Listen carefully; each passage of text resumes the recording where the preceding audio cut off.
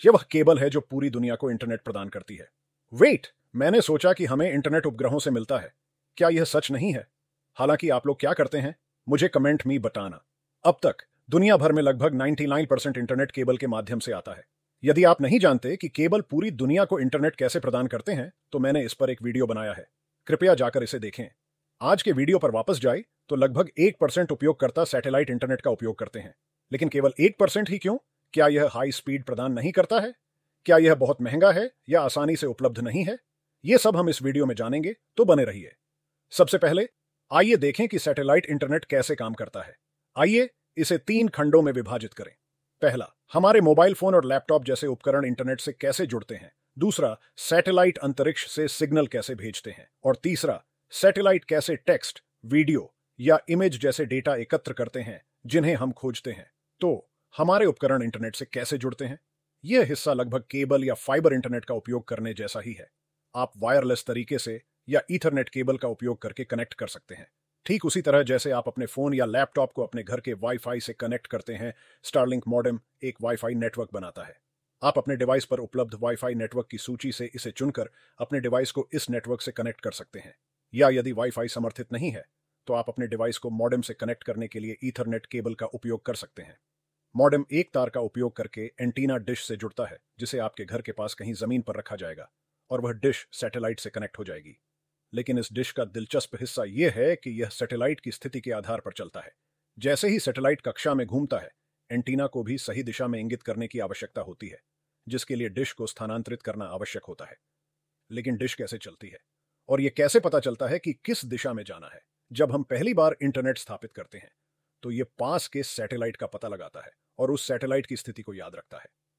Dish में एक GPS system और अन्य सेंसर हैं, जो वर्तमान सैटेलाइट स्थिति का पता लगाने और पोजीशन की गणना करने में मदद करते हैं।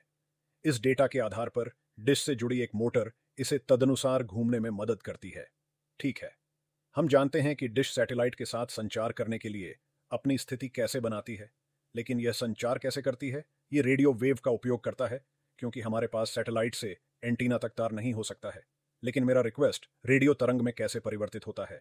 जब आप इलेक्ट्रॉनिक उपकरणों के माध्यम से कोई रिक्वेस्ट भेजते हैं, तो यह 0 और 1 जैसे डिजिटल प्रारूप में परिवर्तित हो जाता है, जिसे मशीनें समझ सकती हैं। फिर इस डिजिटल डेटा को मॉड्यूलेशन प्रक्रिया का उपयोग करके रेडियो वेव में परिवर्तित किया जाता है। डिश में हजारों छोटे एंटेना होते हैं, लगभग 1028 एक ग्रिड के अंदर रखे जाते हैं। लेकिन हमें एक बिग एंटेना के बजाय इतने सारे की आवश्यकता क्यों है? वे बीमफॉर्मिंग नामक एक अवधारणा का उपयोग करते हैं, जो सिग्नल को मजबूत और अधिक केंद्रित बनाता है। आइए देखें कि यह कैसे काम करता है। प्रत्येक एंटेना हाफ सर्कल के आकार का एक सिग्नल निकालता है। यदि हमारे पास एक से अधिक एंटीना है, तो एक ही समय में ऐसी कई हाफ सर्कल दिखाई देंगी। प्रत्येक एंटेना तत्व एक फेज शिफ्टर से जुड़ा होता है। फेज शिफ्टर एक उपकरण है जो एंटीना तत्व द्वारा प्रसारित या प्राप्त होने वाली रेडियो वेव के चरण को बदल सकता है। चरण मूलतः उसके चक्र में तरंग की स्थिति है। जब विभिन्न एंटीना तत्वों से रेडियो वेव मिलती है, तो वे या तो मिलकर एक स्ट्रॉन्ग वेव बना सकती हैं या एक दूसरे को कैंसिल कर सकती हैं। प्रत्येक एंटीना तत्व के वेव को सावधानीपूर्वक नियंत्रित करके इंजीनियर राइट डायरेक्शन में स्ट्रॉन्ग कंस्ट्रक्टिव वेव्स बना सकते हैं। Introducing a phase delay between two waves, combined wave font एक स्ट्रॉन्ग वेव बैंक के राइट डायरेक्शन में डायरेक्ट करते हैं।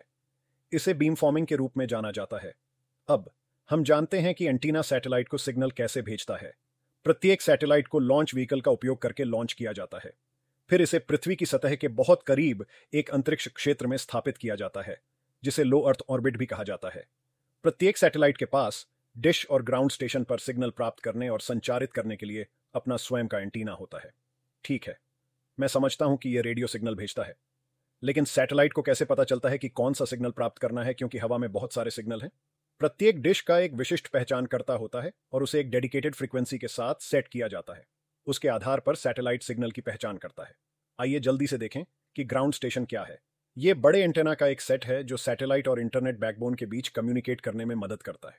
इंटरनेट बैकबोन और कुछ नहीं बल्कि वे सर्वर हैं जो सभी डेटा स्टोर करते हैं।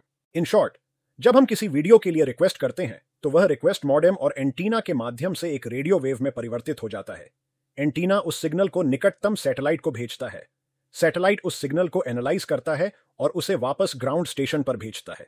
ग्राउंड स्टेशन रिस्पेक्टिव सर्वर से डिटेल सेंड करने के लिए रिक्वेस्ट करता है। डिटेल्स रिसीव करने के बाद ग्राउंड स्टेशन उन्हें डिजिटल से रेडियो वेव में परिवर्तित करता है और उन्हें सैटेलाइट पर वापस भेजता है।